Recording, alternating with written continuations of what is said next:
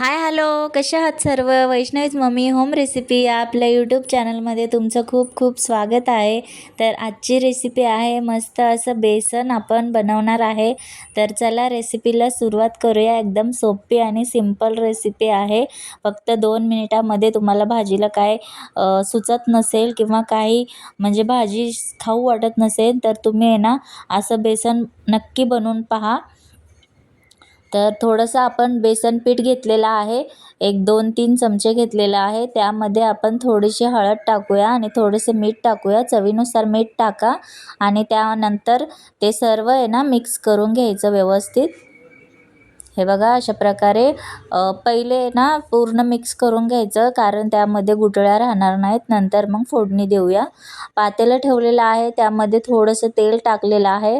त्यानंतर त्यामध्ये आपण जिरं मोहरी टाकूया. व्यवस्थित छान जिरं मोहरी तडतडल्याच्या नंतर त्यामध्ये आपण कढीपत्ता टाकायचा. कढीपत्ता छान असा तडतडला की त्यानंतर त्यामध्ये उभा चिरलेला लांब असा कांदा टाकायचा. तुम्हाला असं बारीक चिरून टाकायचा असेल तर तसं पण तुम्ही ॲड करू शकता. कांदा छान फ्राय झालं की त्यामध्ये हिरवी मिरची टाका. हिरवी मिरची टाकून झाल्याच्या नंतर मग व्यवस्थित सर्व मिक्स करून घ्यायचं.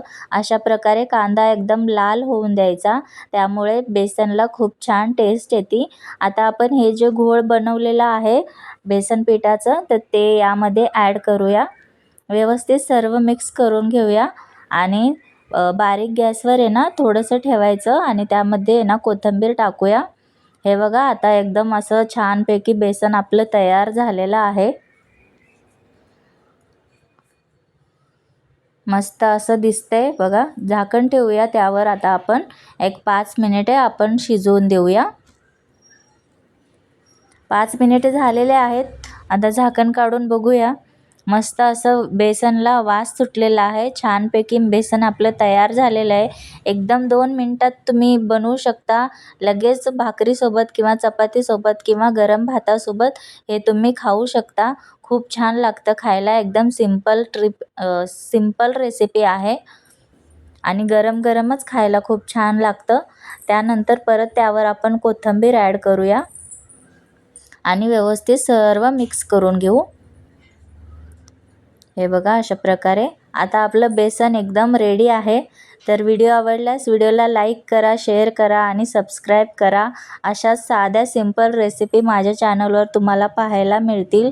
तर तुम्ही चॅनलला नक्की सबस्क्राईब करा. तर भेटू नवीन रेसिपीसह. Bye bye.